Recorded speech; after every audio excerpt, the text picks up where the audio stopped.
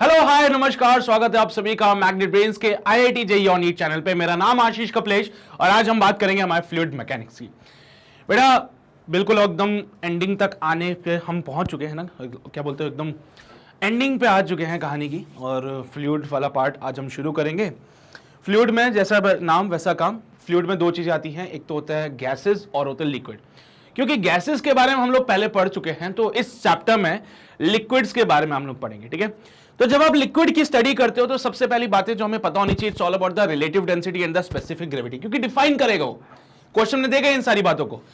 तो अगर वो बोलता है रिलेटिव डेंसिटी, तो it simply means it is the density of the given fluid divided by the density of the water at the 4 degree Celsius. ये बात आप जानते हो एनोमलस बिहेवियर ऑफ वाटर से, कि वाटर जो है 4 डिग्री के बाद अलग बिहेवियर शो करता है।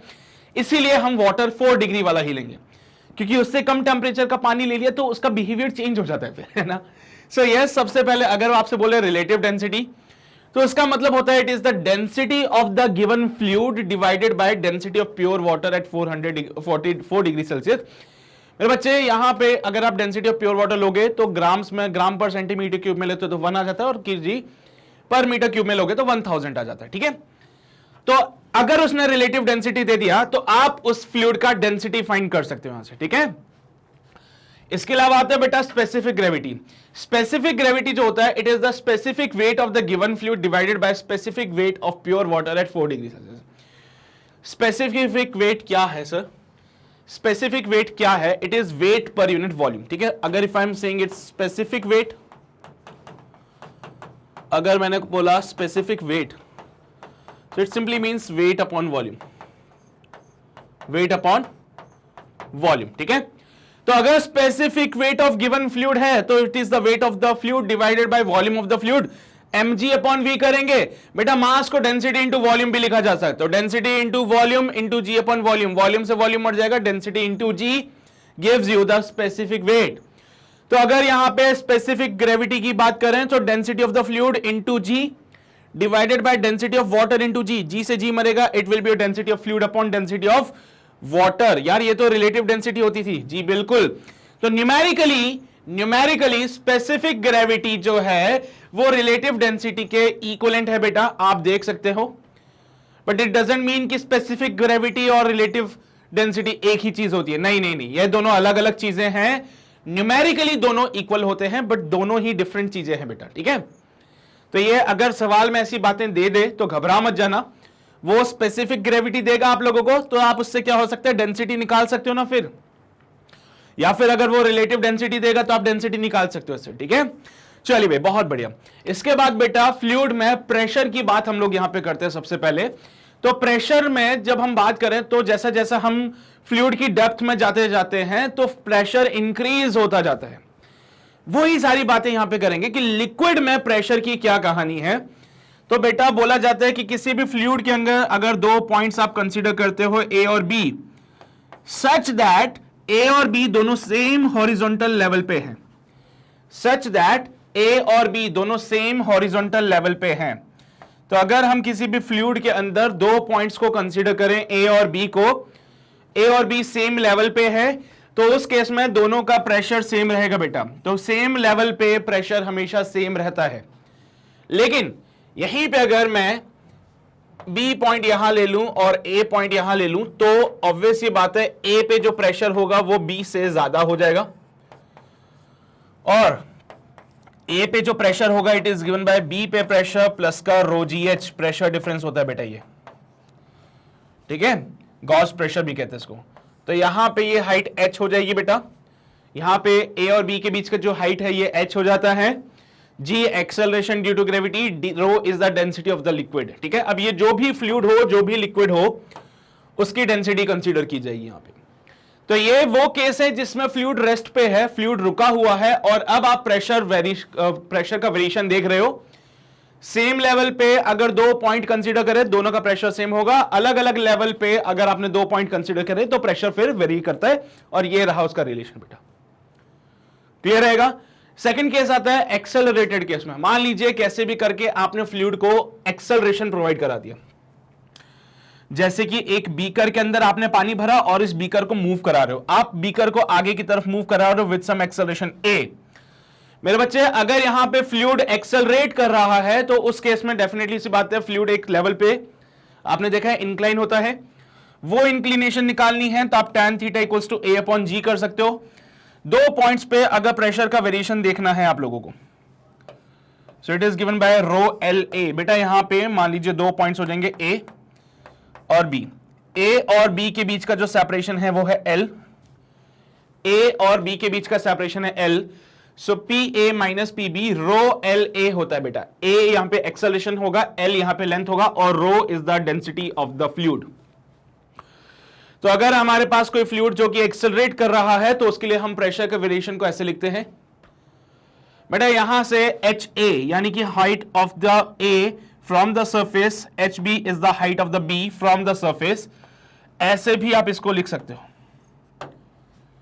सो tan theta a upon g बनता है, ये रिलेशंस आपके लिए काम के हैं। अच्छा मान लीजिए कि फ्लूइड को हम ऊपर की तरफ एक्सेलरेट करा दें, उस केस में क्या होगा, कोई वेरिएशन नहीं है, जहां पे आप रो जी लिखते थे ना वहां पे जी इफेक्टिव आ जाएगा और इनटू एच, पहले आप रो जी एच लिखते थे, अगर आप इसको ऊपर की तरफ एक्सेलरेट करोगे तो यहां पे जी इफेक्टिव आ जाएगा मेरे बच्चे, और जी इफेक्टिव जो होता है वो जी प्लस ए हो जाता है। तो कहानी वही है, अगर आप फ्लूइड को ऊपर की तरफ एक्सेलरेट करते हो तो यहां पे जी इफेक्टिव आता है जी माइनस का ए, अगर फ्लूइड को नीचे की तरफ एक्सेलरेट करते हो तो जी इफेक्टिव बनेगा बेटा जी माइनस का ए। तो डिपेंड करता है फ्लूइड आप ऊपर की तरफ एक्सेलरेट कराते हो या नीचे की तरफ एक्सेलरेट कराते हो। अच्छा मान लो ये बीकर को आप घुमाने लग जाओ ओमेगा से, बीकर को आप ऐसे घुमाने लग जाओ ओमेगा से, तो ऑब्वियसली बात है सेंट्रीफ्यूगल फोर्स लगेगा और एक सब मिनिस्कस बनाता है ये।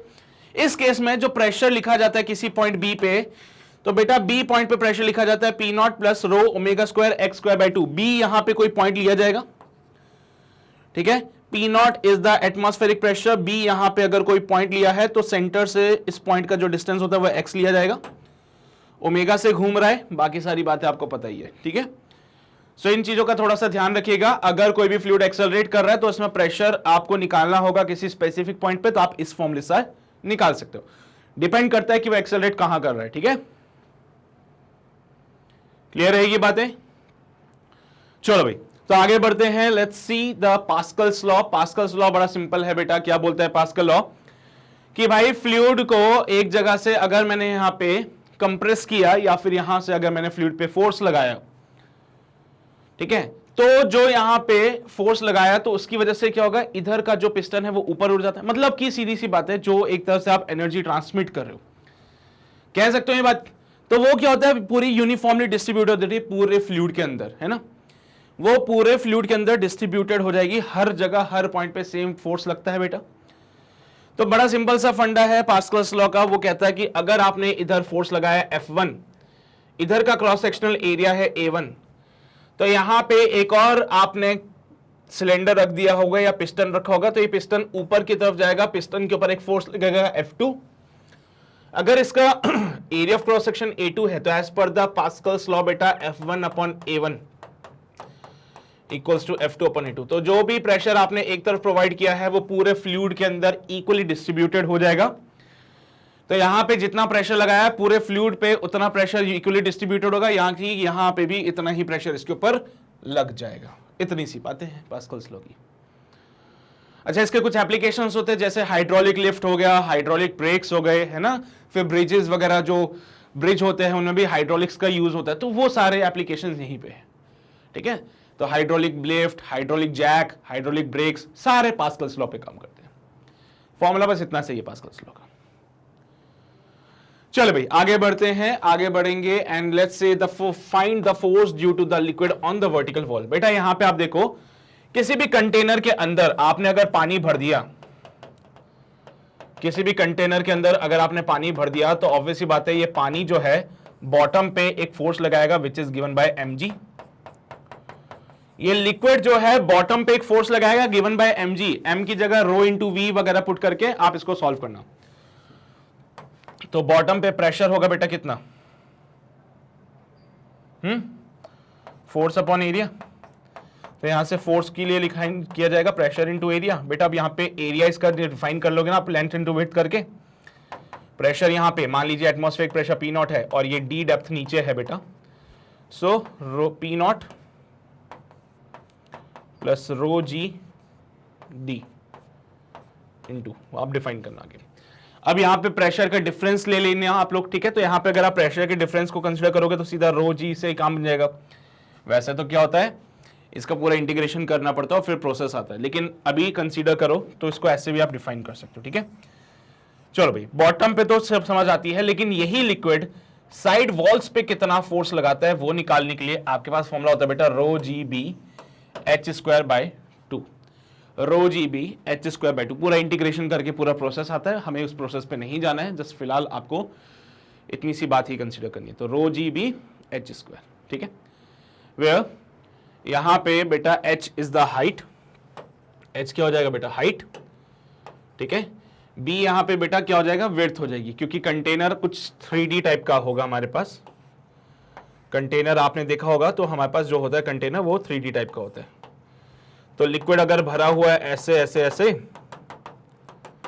तो साइड वॉल में लिक्विड इधर भी दिखेगा आपको ऐसे, पानी भरा हुआ है ना भाई इसमें, तो b क्या है, ये है, और h क्या है, ये है।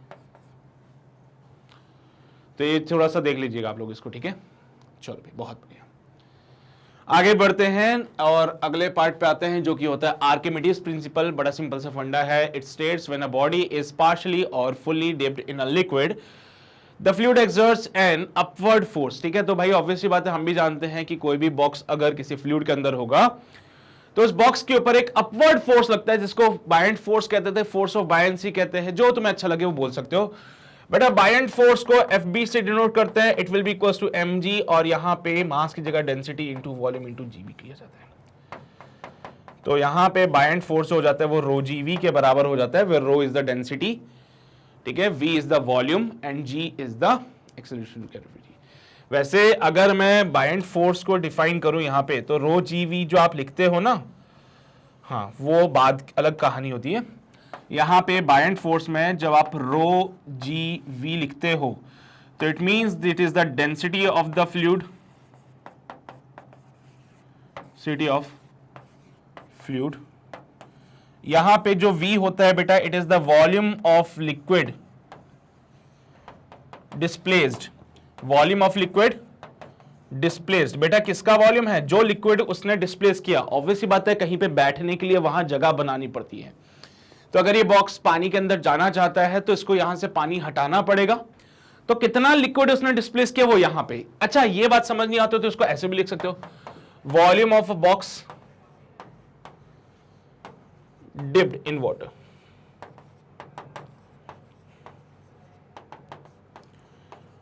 बॉक्स का वो वॉल्यूम जो कि पानी में डिप्ड है ना, volume of box dipped in water. जो बॉक्स का वॉल्यूम पानी में डिप्ड है आप उसी को लिख लीजिए यहाँ पे, ठीक है। तो इस बात का ध्यान रखना, this is the buoyant force.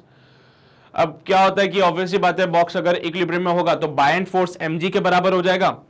तो अगर हमारे बॉक्स इक्विलिब्रियम में है, अगर हमारा ये बॉक्स इक्विलिब्रियम में होता है तो उस केस में यहां पे जो बायंट फोर्स है वो बराबर हो जाता है mg के। अब mg में जब आप रो जी वी पुट करते हो ना, तो बेटा it is the volume of the complete body. तो Vb जो लिखता हूं, it is the volume of complete body बेटा, वॉल्यूम ऑफ कंप्लीट बॉडी। पूरी बॉडी का वॉल्यूम लिखना है आपको, ठीक है, इस बात का ध्यान रखिएगा। इक्विलिब्रियम में क्या होता है, जितना बायंट फोर्स लग रहा है उतना mg लगेगा बेटा, तो FB इक्वल्स टू mg रो जीवी। बेटा यहां पे रो डैश लिखना है या फिर रो बी लिख लीजिए, इट शोज कि it is the density of the body. Rho B जो होता है डेंसिटी होती है बॉडी की,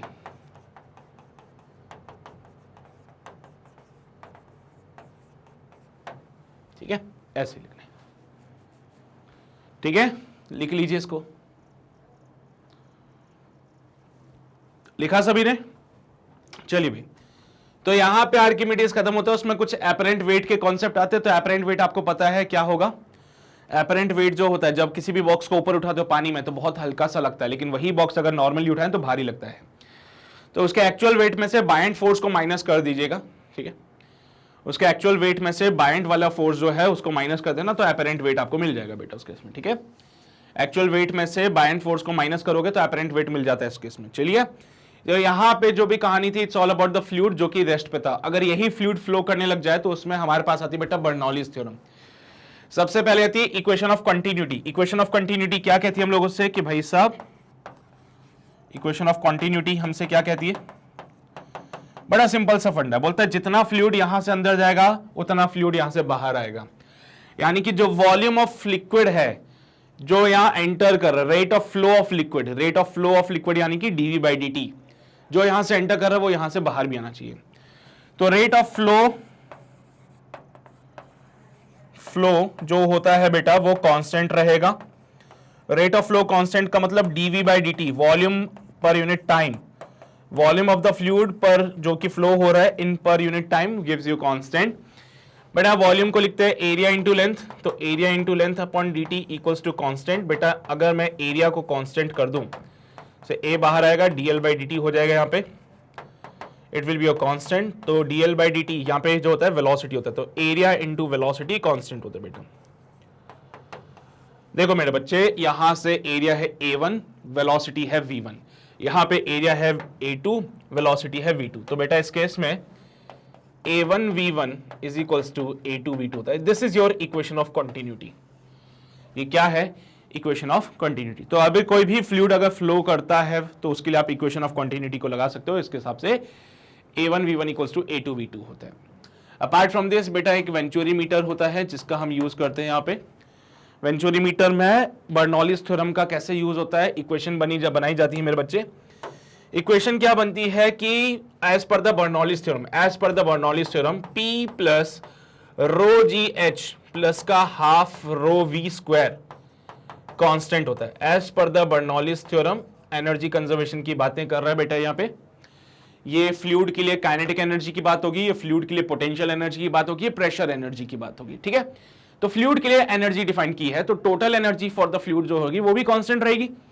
तो pressure energy plus potential energy plus half rho v square equals to constant होता है बेटा।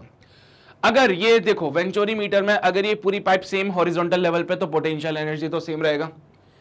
तो मैंने बोला अगर सेम लेवल की बात की जाए, सेम हॉरिजॉन्टल लेवल की बात की जाए तो रो जी एच तो फिर कैंसिल हो जाता है। ठीक है, सेम हॉरिजॉन्टल लेवल की बात की तो यहां पे देखो बेटा P1 प्लस का रो जी एच पहले वाले पॉइंट पे प्लस का हाफ रो V1 का square equals to P2 plus का रो जी H2 सेकेंड वाले के लिए है ना, प्लस का हाफ रो V2 स्क्वायर। मेरे बच्चे अगर सेम लेवल की बात की जाए तो रो जी एच से रो जी एच मर जाता है। ठीक है, अगर आप सेम लेवल की बात करते हो तो रो जी एच से रो जी एच मर जाता है और आपका आंसर बहुत सिंपली हो जाता है। जैसे पहला पॉइंट आपने यहां ले लिया बेटा, दूसरा पॉइंट आपने यहां ले लिया। अब देखो पहला पॉइंट और दूसरा पॉइंट सेम हॉरिजॉन्टल लेवल पे है, सेम हॉरिजॉन्टल लेवल पे होने की वजह से इनकी पोटेंशियल एनर्जी सेम हो जाएगी। और बेटा सेम हॉरिजॉन्टल लेवल पे होने की वजह से हाफ रो V1 का square equals to P2 plus का हाफ रो V2 स्क्वायर होता है। ये हमारे पास from the Bernoulli's theorem equation आती है। बर्नौलीज थ्योरम के बहुत से एप्लीकेशंस होते हैं बेटा, वेलोसिटी ऑफ इफ्लक्स वगैरह हम फाइंड कर सकते हैं इससे, या फिर आपने देखा होगा बहुत तेज हवा चलती है तो घरों की जो छत होती है उड़ जाती है, या जब बहुत स्पीड में ट्रेन जाती है तो उसके पास से बहुत बड़ा वाला प्रेशर का वेरिएशन आता है जिसकी वजह से आप खींचे चले जाते हो उसकी तरफ, है ना। तो ऐसे बहुत सारे इसके एप्लीकेशंस होते हैं, बट अल्टीमेटली इक्वेशन तो यही लगनी है बेटा। ठीक है, इसके अलावा एक आता है बेटा velocity of efflux. Velocity of efflux मतलब धार। तो हमने देखा होगा कि अगर आपके पास कोई कंटेनर है और इस कंटेनर में पानी भरा हुआ है, कंटेनर है बेटा, कंटेनर के अंदर अगर पानी भरा हुआ है और इस कंटेनर में यहां पे एक होल बना दिया जाए तो आपने देखा है इस होल में से पानी बाहर आ जाता है। तो वो पानी कितनी स्पीड से बाहर आ रहा है ये बताना है हम लोगों को। मान लीजिए होल जो बना है वो फ्री सरफेस से h डेप्थ पे नीचे बना है। In that case velocity of efflux क्या बोलेंगे? Velocity of efflux v is given by under root of 2gh बेटा, ये फॉर्मूला बनता है वेलोसिटी ऑफ इफ्लक्स का। फ्री सरफेस से अगर h हाइट नीचे पानी निकल रहा है तो यहां पे वेलोसिटी ऑफ इफ्लक्स होगा 2gh। अच्छा मान लो यहां पे वेलोसिटी ऑफ इफ्लक्स निकालना है तो देखो कितने हाइट नीचे है, h1 हाइट नीचे है, तो यहां पे वेलोसिटी ऑफ इफ्लक्स v1 जो होगा अंडर रूट ऑफ 2gh1 होगा। बस आपको क्या करना है, ऊपर वाली सरफेस से हाइट निकालनी है, उसके हिसाब से आप इसको सॉल्व कर सकते हैं। ठीक रहेगी बातें, कोई समस्या तो नहीं होगी इसमें। देख लीजिए एक बार, देख लीजिए इसमें, ठीक है। अरे यार एक बात बताओ, अगर आपको वेलोसिटी ऑफ इफ्लक्स निकालना आ गया तो क्या अब आप उसके बाद परेशान हो गए क्या और हैं? अच्छा, उसी में अगर वो आपसे रेंज वगैरह पूछ ले या टोटल हाइट पूछ ले तो घबराने वाली बात है क्या? कोई नहीं है ना घबराने वाली बात। क्या घबराना है इसमें से? ऊपर से h हाइट पे हमने यहां पे होल बनाया था जिसमें से पानी निकल रहा था, velocity of efflux given by under root of 2gh। बस रेंज निकाल लो, टोटल हाइट निकाल लो, वो अब तो तुम्हारे हाथ में है भाई। क्लियर रहेगी बातें? इधर आओ लिख लो ये सारी बातें। हो गया? इसके बाद विस्कोसिटी के कॉन्सेप्ट आता है बेटा। Viscosity is a sort of friction जो कि फ्लूइड में होता है। जैसे कि आपने सॉलिड में फ्रिक्शन पढ़ा था, वैसे ही it is a type of a friction in a fluid. अब type of friction in a fluid का क्या मतलब है सर? भाई देखो क्या होता है ना, जब भी कोई फ्लूइड फ्लो करता है ना तो हम कंसीडर करते हैं कि वो लेयर्स में होता है। जब भी कोई फ्लूइड अगर फ्लो करता है तो हम कंसीडर करते हैं कि कोई भी फ्लूइड क्या है मेरे बच्चे, लेयर में है। अब इस लेयर में जैसे जैसे आप नीचे जाते जाओगे फ्रिक्शन इंक्रीज होता जाएगा। पहली लेयर दूसरी लेयर के बीच में फ्रिक्शन कम होगा, दूसरी लेयर और तीसरी लेयर के बीच का फ्रिक्शन थोड़ा सा ज्यादा हो जाएगा,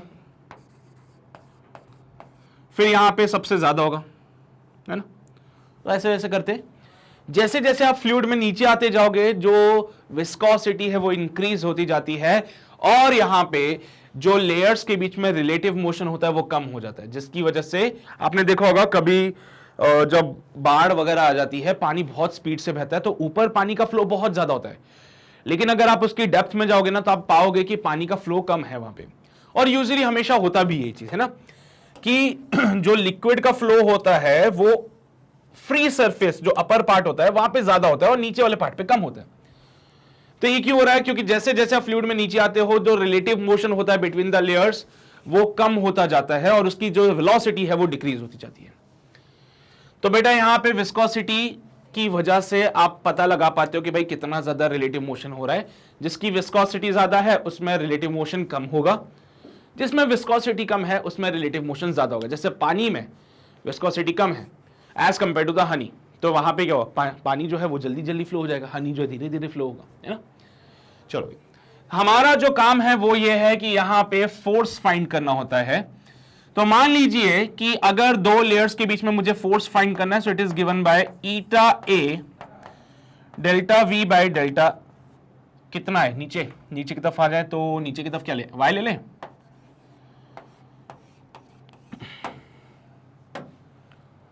भाई अगर मैं ये वाले पार्ट को y ले लूं और इस वाले पार्ट को x ले लूं तो जैसे जैसे मैं नीचे आते जाऊंगा ये वेलोसिटी जो है डिक्रीज होती जाएगी बेटा।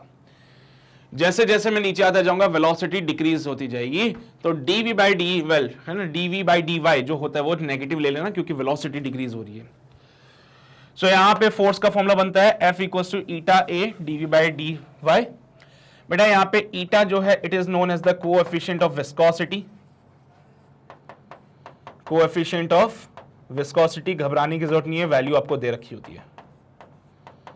यूजुअली आप इसको मेजर करना चाहते हो तो न्यूटन पर मीटर स्क्वायर कि न्यूटन पर मीटर क्यूब, न्यूटन मीटर पर सेकंड, अच्छा हाँ, तो न्यूटन सेकंड पर मीटर स्क्वायर में आप इसको लेते हो। तो this is the SI unit for this. एक और यूनिट होती है बेटा इसकी पॉइज। तो इसकी जो यूनिट है पॉइज वो ज्यादा काम में आती है तो उसको थोड़ा सा ध्यान लेना। 1 पॉइज होती है वो 10 की पावर माइनस का 1 न्यूटन सेकंड पर मीटर स्क्वायर होता है। 1 पॉइज जो है 10 की पावर माइनस का 1 न्यूटन सेकंड पर मीटर स्क्वायर होता है। तो बेटा दो लेयर्स के बीच में आपको अगर फोर्स फाइंड करना है so this is given by n eta A d v by d y. अच्छा जैसे कि मैं आपसे बोलूं कि भाई मान लीजिए हमारे पास यहाँ पे पानी है, पानी में नाव चल रही है और नाव क्योंकि पानी के अपर सरफेस के साथ कांटेक्ट में है तो what is the value of viscous force है। मैं क्या फाइंड कर रहा हूं, ये विस्कस फोर्स है बेटा, विस्कस फोर्स। ये क्या पानी के सरफेस पे है ऊपर? हाँ सर। तो इस केस में विस्कस फोर्स जो होगा वो eta A d v by d y कर सकते हो, चाहो तो eta A delta v by delta y लिख सकते हो। अब यहां पे ये सारी बातें नेगेटिव ले लेना, नेगेटिव साइन सिर्फ इतनी सी बात को रिप्रेजेंट करता है कि जो विस्कस फोर्स होगा वो अपोजिट डायरेक्शन में है, ठीक है। तो ये कब लगेगा, जब आप ऊपर हैं पानी के लेयर्स के साथ कांटेक्ट में है। लेकिन अगर वहीं पे आप पानी के अंदर चले जाओ, सबमरीन है आपके पास में, सबमरीन लेके अगर आप पानी के अंदर चले गए, अब बताओ भाई, तो इस केस में विस्कस फोर्स होता है बेटा 6 पाई ईटा आर वी। बेटा वी जो होता है यहां पे टर्मिनल वेलोसिटी कहलाता है। ये फ्रॉम द स्टोक्स लॉ हमें ये चीज पता चलती है, ठीक है। तो स्टोक्स लॉ से हमें ये फोर्स का फॉर्मूला पता चलता है 6 पाई ईटा आर वी। ये क्या होता है, इनसाइड फ्लूइड। तो अगर आप फ्लूइड के अंदर हो तो विस्कस फोर्स का फॉर्मूला बनता है 6 pi eta r v T. VT जो होता है वो टर्मिनल वेलोसिटी होता है, वीटी जो होता है टर्मिनल वेलोसिटी होता है भाई। तो विस्कोसिटी में हमारे लिए दो फॉर्मूले इंपॉर्टेंट है, इसको नोट कीजिए, फिर हम आगे बढ़ते हैं। लिखिए सभी ने। अच्छा, इसके बाद एक टर्मिनल वेलोसिटी का फॉर्मूला भी लिख लीजिए। So terminal velocity 2/9 rho minus का sigma into r square g divide by eta. मेरे बच्चे यहां पे rho is the density of the fluid, density of liquid, और सिग्मा जो होता है it is the density of the body. इस फॉर्मूले के साथ दिक्कत पता है क्या है, ये जो 6 पाई ईटा आर वी वाला जो फॉर्मूला लगा है, इस फॉर्मूले के साथ दिक्कत यही है कि सिर्फ एप्लीकेबल है स्फेरिकल बॉडीज पे, ठीक है। ये सिर्फ और सिर्फ स्फेरिकल बॉडीज पे ही एप्लीकेबल है। तो तुम चिंता मत करो, तुम्हारे पास जो भी क्वेश्चन आएगा वो स्फेरिकल बॉडी को कंसीडर करते हुए ही आएगा, ठीक है। तो फ्रॉम द स्टोक्स थ्योरम या फिर स्टोक्स लॉ हमारे पास ये वाली बात आई थी 6 pi eta r v T. VT यहाँ पे टर्मिनल वेलोसिटी होता है बेटा। कोई भी बॉडी फ्लूइड के अंदर जब मूव करता है तो कुछ समय के बाद वो कांस्टेंट वेलोसिटी अचीव कर लेता है, जिसको टर्मिनल वेलोसिटी कहते हैं। और टर्मिनल वेलोसिटी का फॉर्मूला निकालना है, जो 2/9 rho minus sigma r square g upon eta. बेटा rho is the density of the fluid, sigma is the density of the body, जो कि वहां पे हमने कंसीडर की थी। ये सारी बातें तभी करना जब आपके पास, हाँ ये सारी बातें इसके लिए वैलिड है, इसके लिए सिर्फ और सिर्फ ये वैलिड है ना। कोई नाव अगर पानी में चल रही है तो वो क्या लेयर के साथ कांटेक्ट में है।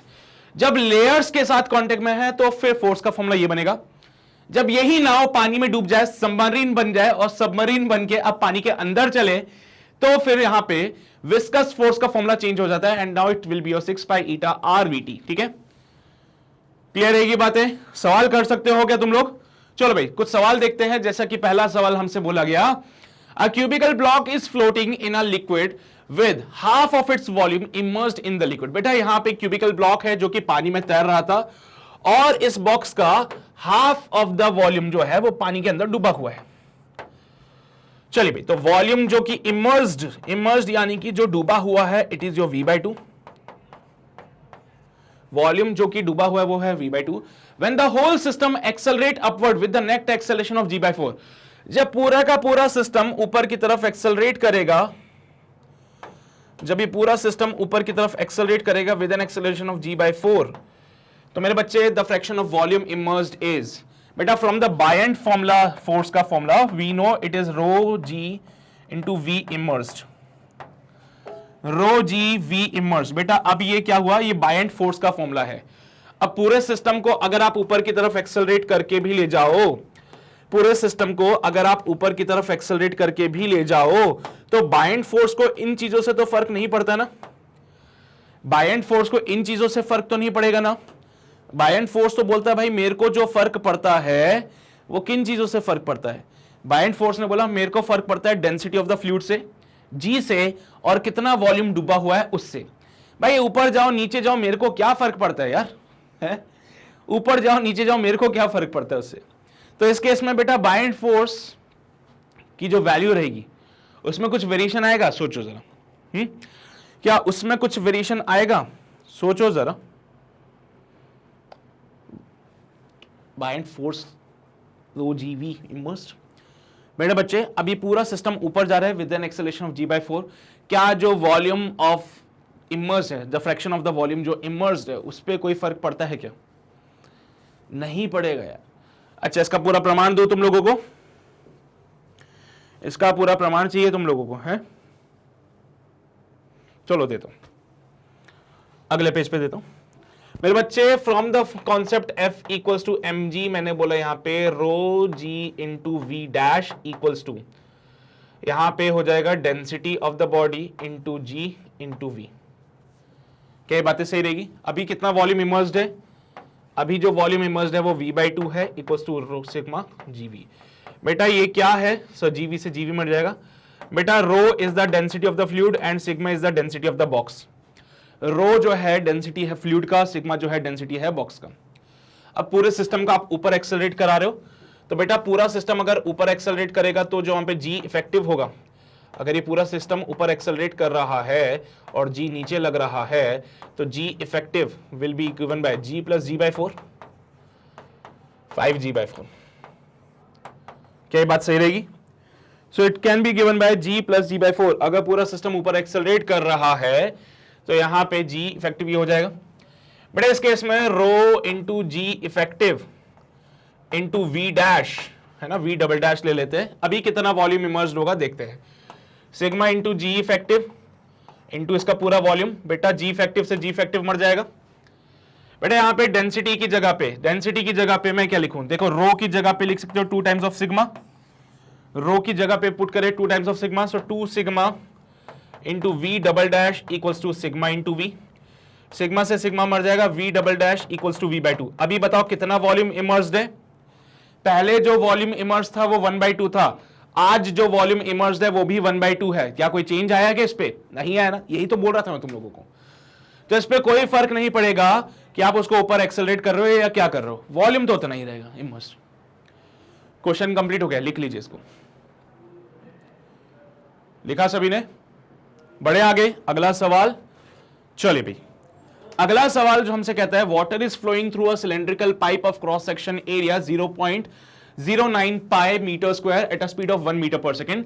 If the diameter of the pipe is halved then find the speed. बेटा यहां पे बोला गया है कि वाटर फ्लो कर रहा था through a cylindrical pipe of cross section area 0.09 pi metre square और यहां पे स्पीड दे रखी थी 1 metre per second.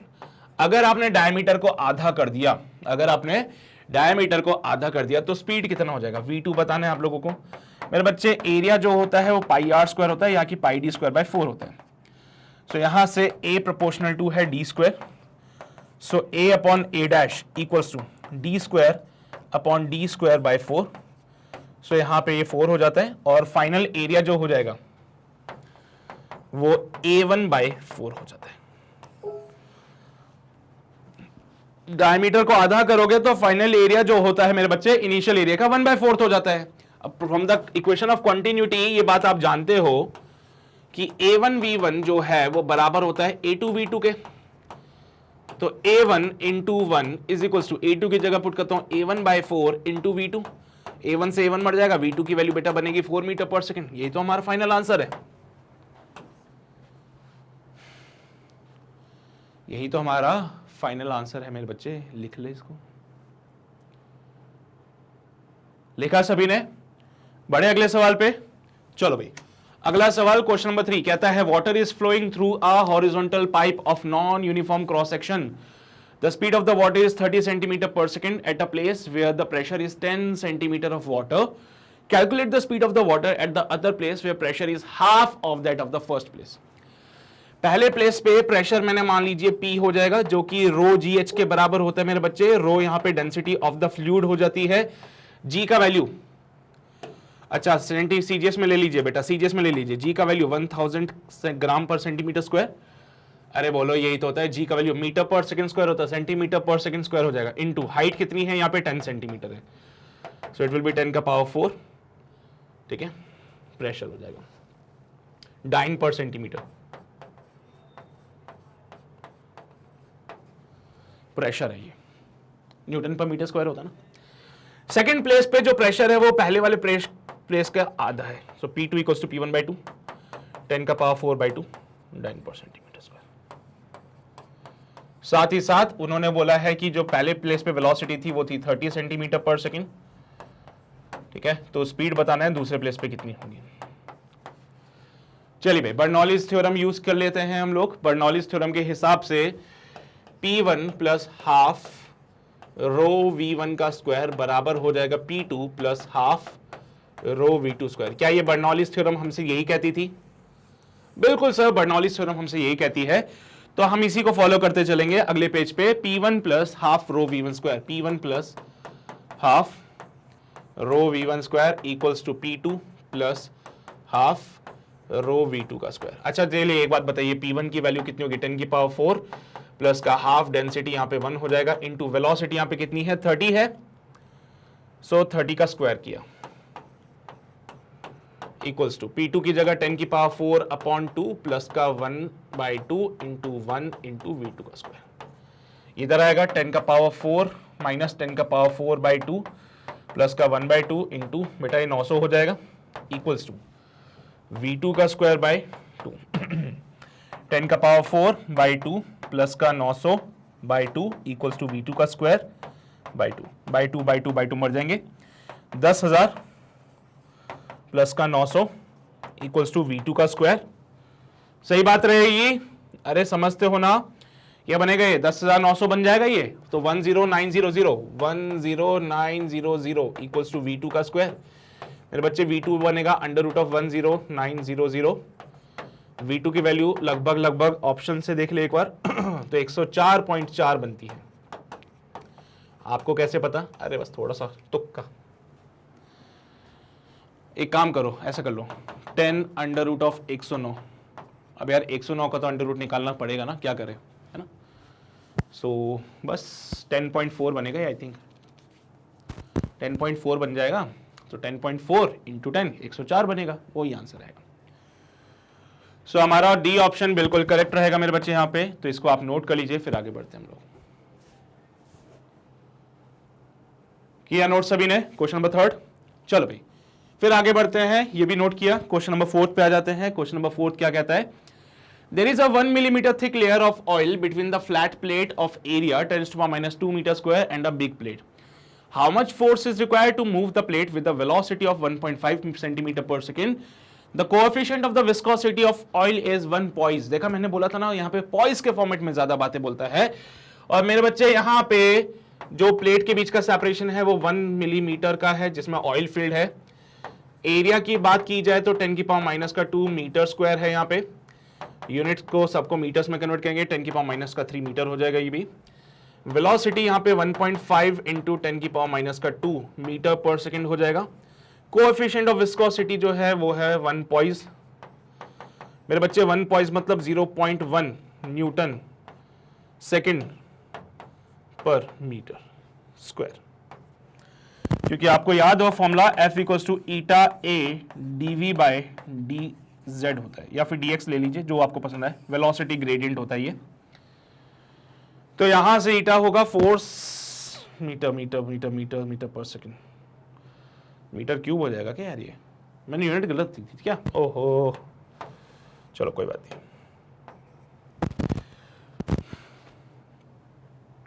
Metre per second सही तो लिखी थी,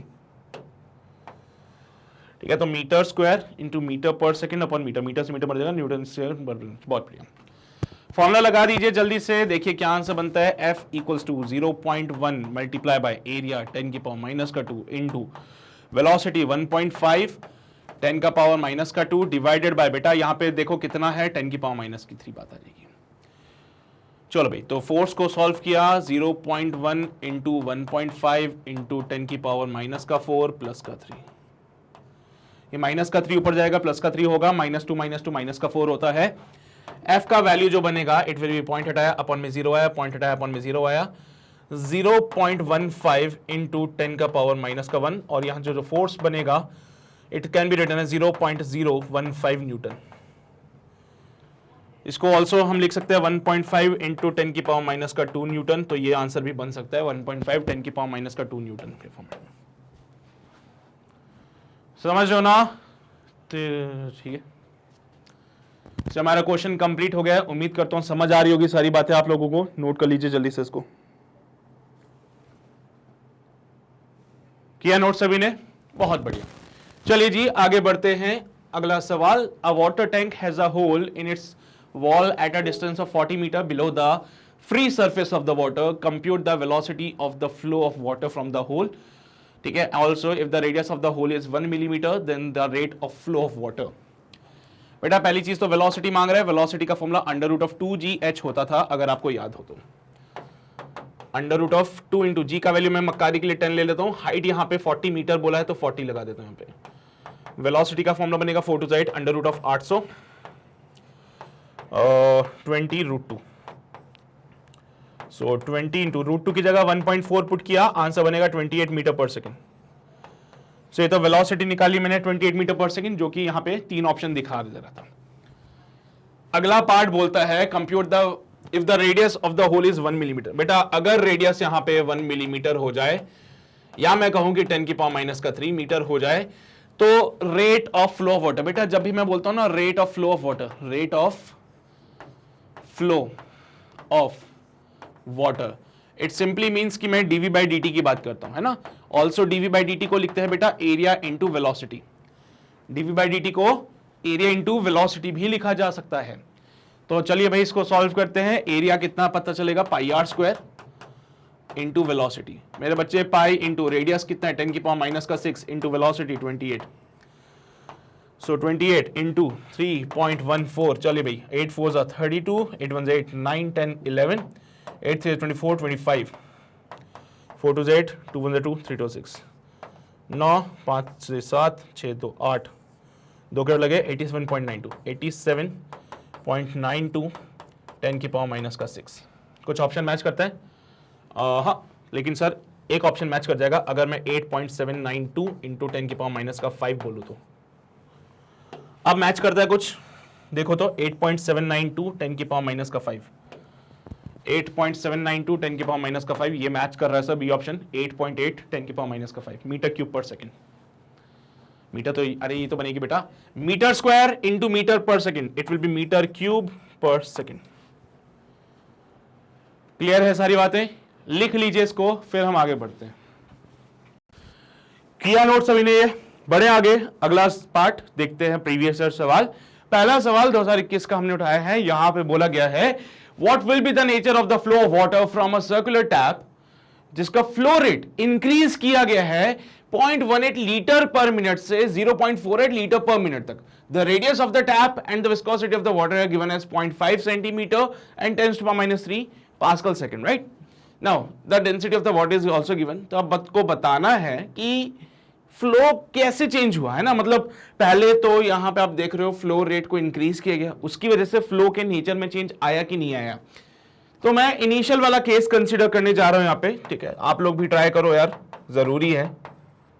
इनिशियल केस कंसीडर कर रहा हूं मैं यहां पे बेटा, जिसमें कि हमने बोला कि फ्लो रेट जो था बेटा, फ्लो रेट क्या होता है, एरिया इंटू वेलोसिटी। अरे यार rate of flow area into velocity, litre per minute है वैसे भी, तो 0.18 लीटर पर मिनट होता है बेटा। इसी को तो डीवी बाई डी टी कहते थे।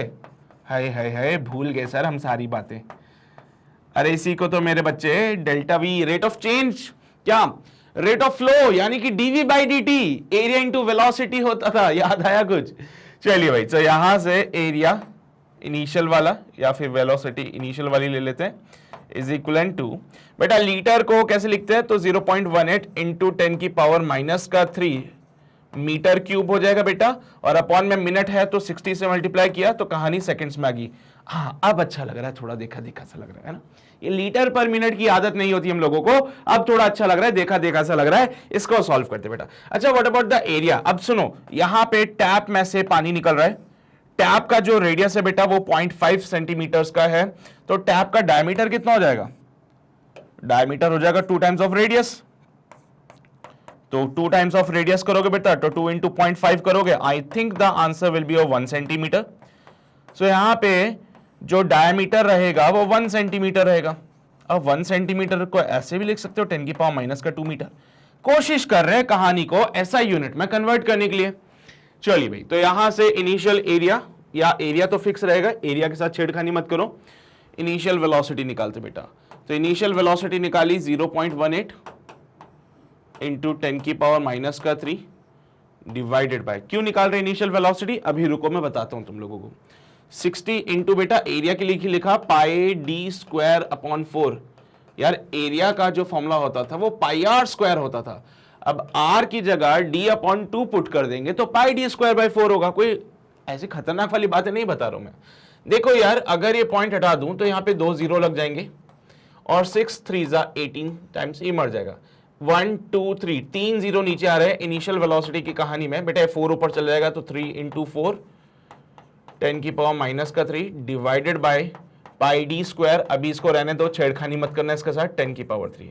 बेटा इनिशियल वेलोसिटी की बात करें, it will B 12 upon pi d square 10 की पावर माइनस का 6 मीटर पर सेकेंड। इसको अभी ऐसे ही रहने दो, इसके साथ कोई भी छेड़खानी मत करो, ठीक है। इनिशियल वेलोसिटी निकाला। सर वेलोसिटी क्यों निकाल रहे हो? क्योंकि मैं अल्टीमेटली रेनॉल्ड्स नंबर निकालना चाहता हूं। रेनॉल्ड्स नंबर की कहानी याद है भाई? रेनॉल्ड्स नंबर का फॉर्मूला आपको पता हो, सो वो होता था rho D v upon eta, coefficient of viscosity, density of the fluid, diameter, और ये वेलोसिटी थी। बेटा अगर रेनॉल्ड्स नंबर 1000 से कम होता था तो आपको पता है कैसा फ्लो था? स्टेडी फ्लो होता था।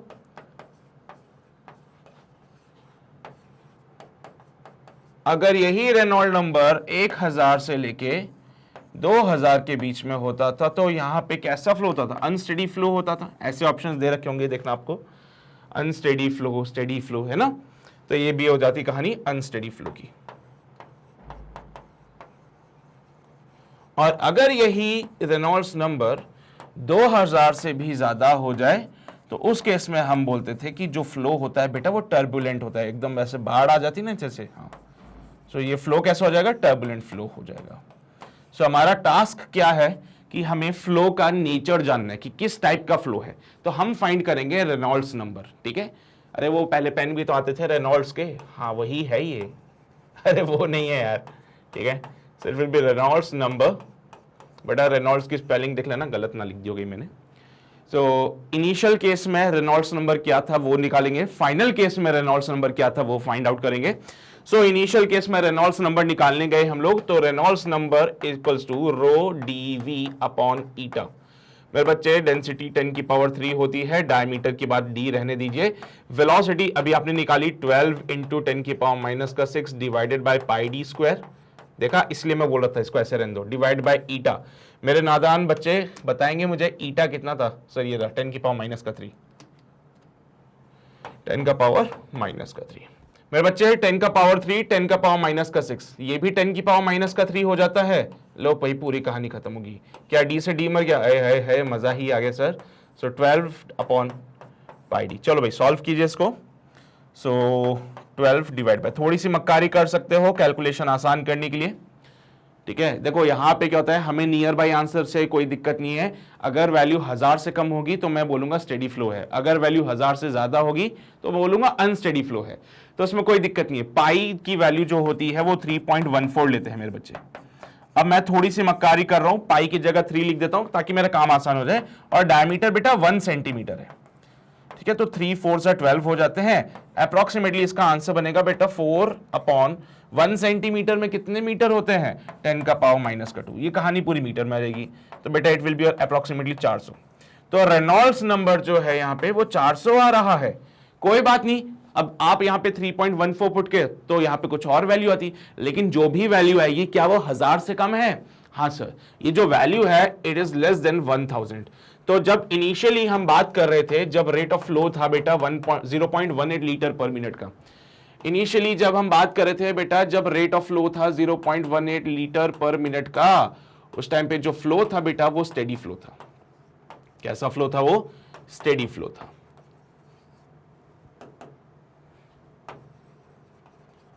और अब फ्लो इंक्रीज हो चुका है, now the flow become 0.48 litre per minute.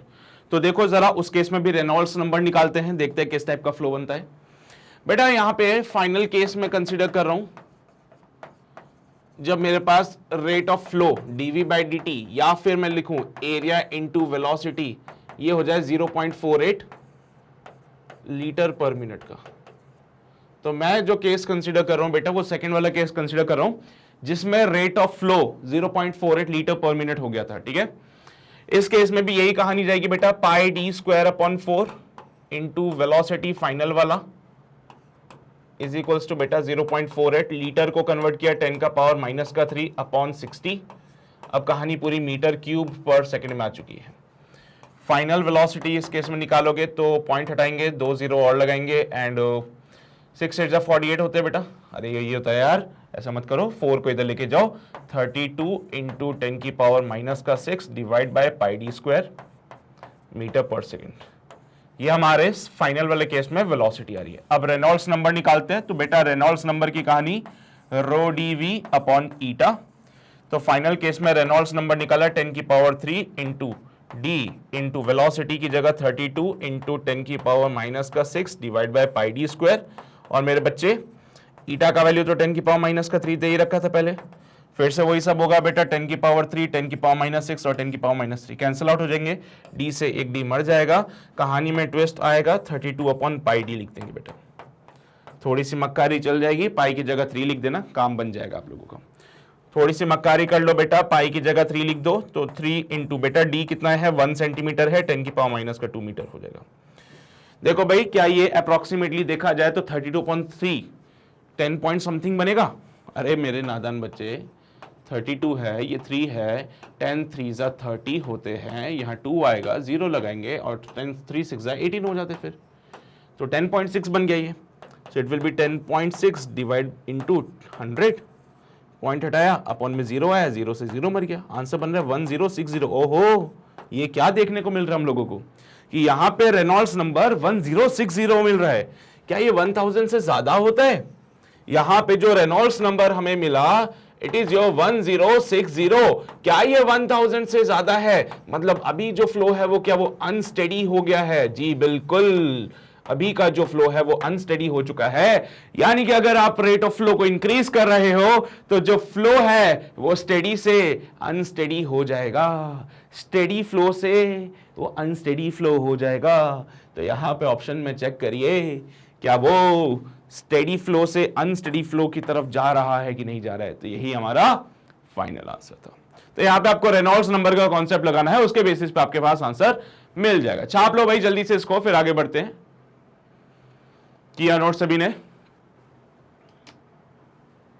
ये ज्ञान की बात है ना, मैंने बोला ना ऐसा कोई जरूरी नहीं होता कि सारी चीजें थ्योरी से ही मिले, सवाल भी आपको बहुत कुछ सिखाते हैं। तो मैं कोशिश करता हूं कि आपके सारे कॉन्सेप्ट्स कवर हो जाएं, तो कुछ चीजें अगर थ्योरी में रह जाएगी तो मैं सवालों के माध्यम से उसको कंप्लीट करा दूंगा। चले भाई, किया नोट? ओके, ये भी लिख लो। हो गया? जल्दी करते हैं थोड़ा सा, है ना, चैप्टर कंप्लीट करना है, एक दिन में एक चैप्टर का वादा किया तुम लोगों से। चलिए भाई, बहुत बढ़िया, अगले सवाल की ओर बढ़ते हैं। The pressure acting on a submarine is 3 × 10⁵ pascal at a certain depth if the depth is doubled. बेटा पहले एक सबमरीन था, किसी डेप्थ पे था, तो उस पर प्रेशर लग रहा है 3 × 10⁵ पास्कल। अगर डेप्थ को मैं डबल करता हूं तो percentage increase in the pressure acting on the submarine would be. बेटा अगर डेप्थ को डबल किया तो परसेंटेज इंक्रीज कितना होगा प्रेशर में, ये आपको बताना है। एटमॉस्फेरिक प्रेशर भाई साहब यहां पे लेंगे 10⁵, पास्कल का पानी की डेंसिटी 10⁵, जी का वैल्यू 10 ले लेना, काम बन जाएगा। चलिए भाई, परसेंटेज निकालना है आप लोगों को। परसेंटेज निकालने का जो फॉर्मूला होता है बता चुका हूं आपको, final pressure minus initial pressure upon initial pressure into 100 होता है। इनिशियल प्रेशर आपको पता है 3 × 10⁵ है। अब डेप्थ को डबल कर दिया तो फाइनल प्रेशर निकालो भाई साहब कितना होगा। कैसे निकाले क्या करे भाई, मैंने तो सोच लिया है। अब यहां पे इनिशियल प्रेशर की बात करूं तो यहां पे एटमॉस्फेरिक प्रेशर प्लस का रो जी डी होता है। तो बेटा यहां पे इनिशियल प्रेशर था 3 × 10⁵। इनिशियल प्रेशर की मैं लिखने जा रहा हूं बातें यहां पे, तो 3 × 10⁵ दिखाई नहीं दे रहा क्या तुम लोगों को? अभी दिखेगा, देखना, प्लस का रो जी डी। मेरे नादान बच्चे मुझे बताएंगे क्या यहां से रो जी डी है ना 3 माइनस का 1 इंटू 10⁵ होता है? नहीं होता क्या? सो क्या ये 2 × 10⁵ बनेगा? अरे वाह सर, मजा ही आ गया। पर ये क्यों किया हम लोगों ने? काम आसान करने के लिए। अच्छा सुनो, जब डेप्थ d था, जब डेप्थ यहां पे d था तो रो जी डी का वैल्यू 2 × 10⁵ आया है। अगर मैं डेप्थ को डबल कर दूं, है ना, यही तो बोला है, if the depth is doubled, तो हैशटैग लगा के यहां पे लिखेंगे, hashtag if depth is doubled. अगर मैंने डेप्थ को डबल कर दिया तो ये हो जाएगा रो जी डी डैश, और डी डैश की जगह 2d पुट करेंगे तो रो जी 2d, 2 बाहर निकालो तो 2 times of rho g d. तो भाई नए नए केस में रो जी डी का वैल्यू बनेगा ना। अरे डेप्थ को अगर डबल कर दोगे तो डी डैश ले लेना, डी डैश की जगह 2d, सो 2 रो जी डी, तो रो जी डी डैश का वैल्यू बनता है 2 इंटू 10 की पावर 5। सॉल्व किया 4 इंटू 10 की पावर 5 न्यूटन पर मीटर स्क्वायर। लिखें इसको भी नहीं लिखें, बाद में लिखेंगे सर, अभी क्या करेंगे लिख के बाद में लिख लेंगे, ठीक है। हाँ यूनिट वही रहेगी बेटा पास्कल। अरे यार न्यूटन पर मीटर स्क्वायर या पास्कल एक ही तो बात है, कोई दिक्कत नहीं है। चलो भाई ठीक है, तो यहां से रो जी डी डैश आ गया। फाइनल प्रेशर निकालने के लिए चलते हैं अगली स्लाइड पे। फाइनल प्रेशर जब हम निकालेंगे तो final pressure can be written as atmospheric pressure plus का rho g d dash. Atmospheric pressure 1 into 10 की पावर 5 था, प्लस का 4 इंटू 10 की पावर 5 हो जाएगा। So final pressure will be 5 into 10 की पावर 5। देखो भाई क्या बात है, मजा ही आ गया, पास्कल में कहानी चल रही थी। फाइनल प्रेशर हमारे पास है, इनिशियल प्रेशर उसने दे दिया था, परसेंटेज निकालना था। So final minus initial upon initial into 100 करना है बस। सो फाइनल प्रेशर है 5 इंटू 10 की पावर 5 माइनस का इनिशियल प्रेशर 3 इंटू 10 की power 5 upon initial pressure 3 into 10 की पावर 5 इंटू 100। 5 माइनस का 3 2 होता है, सो 2 इंटू 10 की पावर 5 डिवाइड बाय 3 इंटू 10 की पावर 5 इंटू 100। 10 की पावर 5 से 10 की पावर 5 मर जाएगा, ये बनेगा 200/3%। लो बच्चे यही हमारा फाइनल आंसर है। सो 200/3% कहां मिलता है मुझे? 200/3% ए ऑप्शन में मिलता है, तो बोलो भैया ए ऑप्शन की जय। चलो हो गया कंप्लीट, हाँ लिख लो जल्दी से, लिख लो भाई लिख लो। हो गया, समझते हो ना? देख रहे हो कितने हलवे से सवाल आ रहे हैं। हाँ तो ऐसे ही आते हैं मेंस में, बस थोड़ा सा कॉन्सेप्ट पता होगा तो सब सॉल्व हो जाएगा आराम से। चलिए भाई अगला सवाल देखते हैं। A leak proof cylinder of length 1 metre, बेटा एक सिलेंडर जिसका लेंथ 1 मीटर का है, made of metal which has a very low coefficient of expansion and is floating vertically in water at 0 degree Celsius such that its height above the water surface is 20 centimeter। मेरे बच्चे यहाँ पे container है, container के अंदर पानी है, इस पानी के अंदर एक और कंटेनर है जो कि तैर रहा है। कंटेनर के अंदर पानी पानी पानी पानी पानी पानी पानी पानी पानी और ये भी पानी पानी पानी। इस कंटेनर के अंदर एक और कंटेनर जो कि सिलेंड्रिकल फॉर्म में है वो तैर रहा है। इनिशियल केस में जब पानी यहाँ पे 0 डिग्री सेल्सियस पे था, जब पानी यहाँ पे 0 डिग्री सेल्सियस पे था तो इसका 20 सेंटीमीटर वाला पार्ट पानी के ऊपर था, इसका 20 सेंटीमीटर वाला पार्ट जो था वो पानी के ऊपर था। अच्छा तो आपको क्या बताना है? The density of the water at T equals to 4 degree Celsius relative to the density at 0 degree Celsius. जब 0 डिग्री सेल्सियस पे पानी था, मान लीजिए इसका डेंसिटी हो गया रो आई, इनिशियल डेंसिटी। 0 डिग्री सेल्सियस पे पानी की डेंसिटी हो गई रो आई, जिसको कहते हैं इनिशियल डेंसिटी। भैया बायएंट फोर्स की कहानी लगाओगे तो बायएंट फोर्स mg के इक्विवेलेंट है, क्योंकि भैया सुनो फ्लोटिंग वर्टिकली बोल रहा है और इसके अलावा ना वो ऊपर जा रहा है ना वो नीचे जा रहा है, तो जितना बायएंट फोर्स ऊपर की तरफ लग रहा है वो इसके वेट को बैलेंस करता हुआ जाता है। बेटा रो इनिशियल जी इंटू, भाई कितना वॉल्यूम डूबा हुआ है पानी के अंदर, कितना वॉल्यूम डूबा है सर? इसका एरिया ऑफ क्रॉस सेक्शन तो ए हो जाएगा, इसका एरिया ऑफ क्रॉस सेक्शन जो होगा वो ए हो जाएगा। और कितना लेंथ डूबा हुआ है? 80 सेंटीमीटर डूबा है। कैसे पता चला आपको? भाई यहां पे देखो ना, लेंथ 1 मीटर है, 1 मीटर बोले तो 100 सेंटीमीटर, 1 मीटर बोले तो 100 सेंटीमीटर। जब उसमें से 20 सेंटीमीटर बाहर है तो अंदर कितना डूबा हुआ होगा? 80 सेंटीमीटर। तो वॉल्यूम जो इमर्स्ड है, वॉल्यूम जो इमर्स्ड है वो कितना होगा? चलो भाई बता देता हूं। अच्छा mg को mg ही रहने देते हैं, इसके साथ छेड़खानी नहीं करेंगे बिल्कुल भी। तो इनिशियल डेंसिटी इंटू जी से जी मार सकते हो तुम लोग चाहो तो कितना वॉल्यूम इमर्स्ड है? Area of cross section A into 80, so it will be your 80 A is your m। डब्बे में बंद करेंगे, this is your first equation, point out किया। ठीक है। 80A का मतलब ये एरिया ऑफ क्रॉस सेक्शन, अरे एरिया इंटू लेंथ वॉल्यूम होता है, एरिया इंटू लेंथ वॉल्यूम होता है, तो एरिया इंटू लेंथ किया है यहाँ पे वॉल्यूम की जगह, तो डूबा हुआ लेंथ कितना था 80 सेंटीमीटर का, सो यहाँ पे लिख दिया। चलिए भाई अब कहानी को चेंज करते हैं और फिर से हम कंटेनर लेते हैं जिसमें कि पानी भरा होगा जो कि 4 डिग्री सेल्सियस पे है। कहानी में ट्विस्ट, फिर से हमने कंटेनर लिया, कंटेनर के अंदर पानी भरा जो कि 4 डिग्री सेल्सियस पे था। यहां पे क्या वेलोसिटी ऑफ इफ्लक्स तो नहीं निकालनी, नहीं।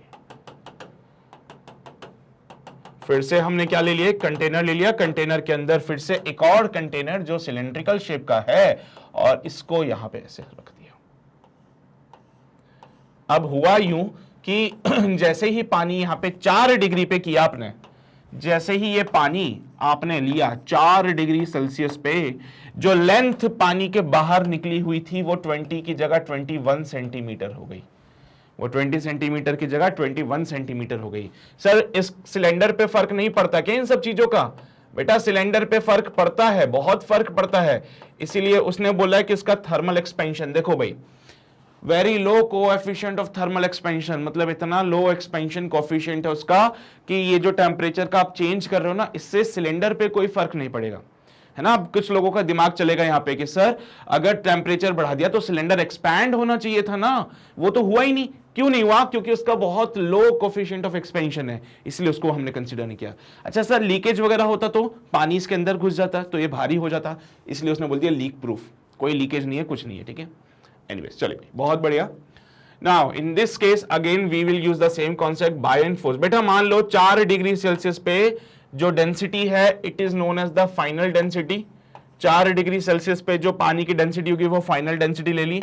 इस केस में भी बाय एंड फोर्स को mg के इक्विवेलेंट पुट करेंगे, यहाँ पे फाइनल डेंसिटी इंटू जी। अब कितना वॉल्यूम इमर्स्ड होगा, कितना वॉल्यूम इमर्स्ड है? Sir area of cross section तो आज भी a है, so it will be 79A. This is the volume immersed in the liquid. अरे कितना पानी डूबा, कितना वॉल्यूम डूबा हुआ है?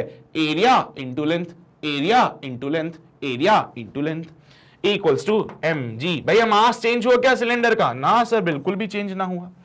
सो final density equals to 79A और ये भी अगेन m के बराबर, ये हमारी इक्वेशन नंबर 2 बन जाएगी। इक्वेशन 1 और इक्वेशन 2 को मद्देनजर रखते हुए हमारे आंखों के सामने जो एक रिलेशन आ रहा है वो है initial density into 80A equals to final density into 79A। So यहां से अगर आप देखो तो A से तो A मर जाता है। और अगर मैं बात करूं क्या क्या रेशो मांग रहा है वो आपसे, ध्यान से देखिएगा। The density of the water at 4 degree Celsius relative to the density at 0 degree, यानी कि फाइनल अपॉन इनिशियल मांग रहा है सर वो। तो फाइनल अपॉन इनिशियल किया मेरे बच्चे, it will B 80 upon 79। I think यहाँ पे 1.01 वाली वैल्यू बनती है। तो 1.01 कहीं दिखता है क्या? बिल्कुल दिखता है सर, सी ऑप्शन में। तो क्या यही मेरा फाइनल आंसर हो जाएगा? बिल्कुल हो जाएगा। यहाँ पे क्वेश्चन कंप्लीट हो गया अपना। लिख लीजिए इसको भी जल्दी से, फिर आगे बढ़ते हम लोग। लिखा सभी ने? पक्का? चलो भाई हो गया, भी समझते हो ना बात को। आगे बढ़ते हैं, अगला सवाल। A cubical block of side 0.5 metre float on the water with 30% of its volume under the water. बेटा एक क्यूब है यहाँ पे जो पानी में तैर रहा है, लेकिन क्या है उसका 30% जो पार्ट है, ओवरऑल वॉल्यूम का जो 30% है वो पानी में डूबा हुआ है। ठीक है, तो मैं समझ गया। जो वॉल्यूम इमर्स्ड, अरे इमर्स्ड मतलब डूबा हुआ, थोड़ा सा तो अंग्रेजी आती है मेरे को भी, है ना। सो 30/100 into total volume, so it will B 0.3 times of the total volume. तो इमर्स्ड वॉल्यूम V डैश से लिख दिया मैंने, it will B 0.3V। Now the point says that what is the maximum weight that can be put on the block without fully submerging it into the water। बेटा हमने कितना मास उस box के ऊपर रख सकते हैं? जैसे कि मैं आपको बताता हूं यहाँ पे कि ये कोई कंटेनर के अंदर, अरे पानी को तो कंटेनर में ही लेना पड़ेगा ना, ऐसा तो है नहीं हवा में पानी ले लोगे तुम लोग, है ना। हाँ, तो यहाँ पे एक क्यूबिकल बॉक्स हमने रख दिया है एंड पॉइंट इज कि इस क्यूबिकल बॉक्स का जो वॉल्यूम इमर्स्ड है वो 30% था टोटल वॉल्यूम के, तो इसका टोटल वॉल्यूम V हो जाएगा और जो इमर्स्ड वॉल्यूम है वो मैंने V डैश ले लिया है। सो यहाँ पे तो कहानी क्लियर है बहुत ज्यादा। और बाय एंड फोर्स की कहानी अगर आप लगाओगे बेटा तो यहाँ पे mg की इक्विवेलेंट आ जाएगी। यहाँ पे बॉक्स की डेंसिटी को मैं B से डिनोट करता हूँ और लिक्विड की डेंसिटी को ρl से डिनोट करता हूँ, into V dash equals to box की डेंसिटी इंटू वॉल्यूम टोटल वाला इंटू G। तो यहां से तो आप एक रिलेशन निकाल सकते हो अगर निकालना चाहो तो, ठीक है। तो यहां से एक रिलेशन निकाल सकते हो चाहो तो, लिक्विड की डेंसिटी इंटू भैया जी से तो जी मार देना, तो भूल जाओ ये सारी बातें। वी डैश जो होता है वो 0.3 टाइम्स ऑफ वी होता है, इज इक्वल्स टू बॉक्स की density into total volume. V से बी वी मर जाएगा, लिक्विड की density into 0.3 is equals to box की डेंसिटी। ये काम आएगा भी आगे। इक्वेशन नंबर 1 बना लीजिए इस लोग को। अब आपने इस क्यूबिकल बॉक्स के ऊपर एक और मास रख दिया जिससे कि ये टोटली डूब जाए अंदर। मैं वो वाला केस लेता हूं जिसमें टोटली डूब जाए अंदर। मान लो कि अगेन कंटेनर में पानी, सर यहां पे तो नीचे होल है, पानी ना निकल जाए उसमें से, रुक जाओ भी बढ़ देते उसको भी। लो भाई, पानी नहीं निकलने देंगे किसी, ठीक है। अब क्या हुआ कि आपने इधर बॉक्स के को ऊपर, ये जो बॉक्स था उसके ऊपर कुछ मास m रख दिया जिससे कि वो डब्बा लगभग डूब गया। केस जो हमें चाहिए उसमें यह है कि वो without fully submerging in the water, मतलब मैंने बस ये वाला केस कंसिडर किया जिसमें जस्ट सबमर्ज हुआ है ना। ऐसे केस में बेटा जो बायएंड फोर्स होता है ना, वो डब्बे का मास मान लीजिए कितना ले, इसका मास m ले लें और ये m डैश है ना। सो बायएंड फोर्स इसमें हो जाएगा mg प्लस का m डैश g। अब आपका काम क्या है कि आपको m डैश निकालना है। आपको क्या निकालना है? m डैश निकालना है। क्यूबिकल बॉक्स था उसके ऊपर कुछ मास रख दिया तो हम वो फाइंड कर रहे हैं। बेटा इस केस में जस्ट मैं वो केस कंसीडर कर रहा हूं जिसमें बॉक्स जो है जस्ट सबमर्ज हुआ है, ठीक है। तो इस केस में यहां पे लिक्विड की density into g into total volume, क्योंकि बॉक्स पूरा यहां पे अभी सबमर्ज हो चुका है, इक्वल्स टू बॉक्स की density into g into total volume plus का m डैश जी। मेरे बच्चे m डैश के साथ छेड़खानी मत करना, m डैश ये में निकालना, जी से तो जी मार सकते हो।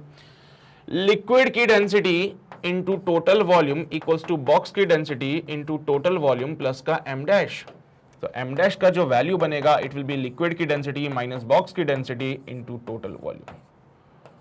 भाई लिक्विड और बॉक्स में रिलेशन था क्या? हाँ सर बिल्कुल था। बॉक्स की डेंसिटी 0.3 टाइम्स है लिक्विड की डेंसिटी की, तो यहां से m डैश का वैल्यू लिखा लिक्विड की डेंसिटी माइनस का 0.3 टाइम्स ऑफ द लिक्विड की डेंसिटी, क्योंकि बॉक्स की जो डेंसिटी थी वो 0.3 टाइम्स थी लिक्विड की density into total volume. It will B 0.7 into liquid की डेंसिटी इनटू टोटल वॉल्यूम। 0.7 भैया लिक्विड की डेंसिटी तो 1000 होती है और वॉल्यूम ऑफ द बॉक्स कैसा है? बॉक्स हमारे पास जो बॉक्स दिया गया था वो एक क्यूबिकल बॉक्स था, और भाई क्यूब का जो वॉल्यूम होता है ना वो साइड का क्यूब होता है, so it will B A cube. Volume जो लिखेंगे ना वो साइड का क्यूब होता है। साइड दे रखी है आपको क्वेश्चन में, नहीं पता? अरे देखो 0.5 मीटर साइड दे दी है, लिखो यहां पे पुट करते हैं। सो m dash will be 0.7 into 1000 into 0.5 का क्यूब। क्या बात है, पॉइंट हटा दो, अपॉन में 0 लगा दो, 700 इंटू 125 अपॉन 1000। भाई 2 0 से 2 0 मार देना। फिर और कुछ कर सकता है क्या? बिल्कुल कर सकता है, इसको भी काट देते हैं। 7 5 35, 7 2 14, 15 16 17, 7 1 7 8 बटा 10, 87.5 kg is should be the mass of that box जो हम क्यूबिकल ब्लॉक के ऊपर रखेंगे। सो भाई क्यूबिकल ब्लॉक के ऊपर जो आपने मास रखा है ना, इट शुड बी 87.5 kg, जो कहां मिलता है? जो मिलता है बी ऑप्शन में। And from here I can simply से कि बी ऑप्शन बिल्कुल सही हो जाएगा। कोई शक है किसी को इसमें? कोई शक नहीं है। हाँ सर आप ये क्यों कर रहे हो कि जिससे वो सबमर्ज ना हो? अरे मैंने बोला सबमर्ज हो गया, मैंने बोला सबमर्ज हो गया, मान लो सबमर्ज हो गया, तो उस टाइम पे एक मैक्सिमम वेट कितना हो सकता है? वो हो सकता है 87.5। तो हमने वही निकाला यहाँ पे। वो चाहता है कि कितना वेट रखें कि वो सबमर्ज ना हो। हमने बोला यार ठीक है 87.5 kg रखोगे तो जस्ट सबमर्ज होगा, जस्ट सबमर्ज होगा, ऐसा नहीं कि पूरा डूब जाएगा अंदर, है ना, जस्ट सबमर्ज होगा। तो वो वाला केस हमने लिया था फिर। अरे ऐसे तो होता है, बाउंड्री कंडीशंस पे तो काम करते फिर हम लोग, समझ रहे हो ना बात को? किए ना ऐसे सवाल पहले भी, बाउंड्री कंडीशंस पे काम किया। एनीवे चले भाई बहुत बढ़िया। सो यहां पे हमारा जो फ्लूइड है वो होता है कंप्लीट, और उम्मीद करता हूं कि जो सवाल मैंने आपको कराए वो समझ आए होंगे, जो थ्योरी मैंने आपको पढ़ाई थोड़ी बहुत वो समझ आई होगी। कोई समस्या नहीं होगी, कोई डाउट नहीं होगा। फिर भी अगर तुम्हें लगता है कोई डाउट है, समस्या है, तो हमारे ऑफिशियल वेबसाइट पे आ जाइए। वहां पे आने के बाद IIT JEE वाले डिपार्टमेंट में चले जाइए, और जैसे ही IIT JEE में जाओगे सबसे पहले तुम्हें यहाँ पे हम 3 लोग दिखेंगे, और इन तीनों का एक क्रैश कोर्स सीरीज जैसा कि हमारे यहाँ पे चल रहा है वो दिख जाएगा। अब भाई यहाँ पे आपको फिजिक्स में डाउट हो, केमिस्ट्री में डाउट हो, या फिर मैथ्स में डाउट हो, तो आप यहाँ पे अपने रिस्पेक्टिव लेक्चर्स को आके देख सकते हो। यहाँ पे अपने सारे लेक्चर्स अभी तक जितने हुए हैं सबको प्रॉपर्ली अरेंज करके रख दिया है, सो दैट आपको वीडियो को इधर उधर जाके ढूंढने की जरूरत नहीं पड़ेगी। ठीक है, ऑल्सो ये सारे लेक्चर्स आपके लिए फ्री रहेंगे बेटा, जैसा यूट्यूब पे होता है वैसे ही हम लोग, ऐसा कुछ नहीं कि वेबसाइट पे आके लेक्चर देखोगे तो उसका पैसा देना पड़ेगा, ये भी बिल्कुल फ्री रहेगा आपके लिए। ठीक है, बस एक एडवांटेज है कि यहाँ पे आपका टाइम बच जाएगा बहुत ज्यादा, जो आप वीडियो को ढूंढने में टाइम वेस्ट करोगे वो यहाँ नहीं हो पाएगा। ठीक है, तो इन चीजों का थोड़ा सा ध्यान रखिए। अपार्ट फ्रॉम दिस, अगर आप लोग चैनल पे नए हैं तो चैनल को जरूर सब्सक्राइब कीजिएगा, वो जो लाल बटन है उसको जरूर दबा देना, उसके बगल में जो बेल आइकन है वो जरूर प्रेस कर देना, सो दैट आप कोई नोटिफिकेशन मिस ना करें। बाकी अपने भाई बंधुओं तक ये सेशन जरूर पहुंचा दीजिएगा, उनको बोल दीजिएगा कि भाई अगर जेई का एग्जाम फोड़ना है ना तो लास्ट मोमेंट पे यहां पे आके प्रैक्टिस कर लो, काम बन जाएगा। ठीक है, सेशन पसंद आया तो लाइक जरूर कर दीजिएगा। और बस इतनी ही बातें थी हमारी आज के इस लेक्चर में। अगले लेक्चर में हम ऑसिलेशन पे चलेंगे। ठीक है, कोई एसएचएम की बातें करेंगे, वो भी एक अगेन एक इंटरेस्टिंग चैप्टर है, तो बिल्कुल उसको भी ज्वाइन जरूर कीजिएगा। ठीक है, मिलते हैं आपसे अगले लेक्चर में, तब तक अपना ध्यान रखिए, पढ़ाई करते रहिए। All the very best.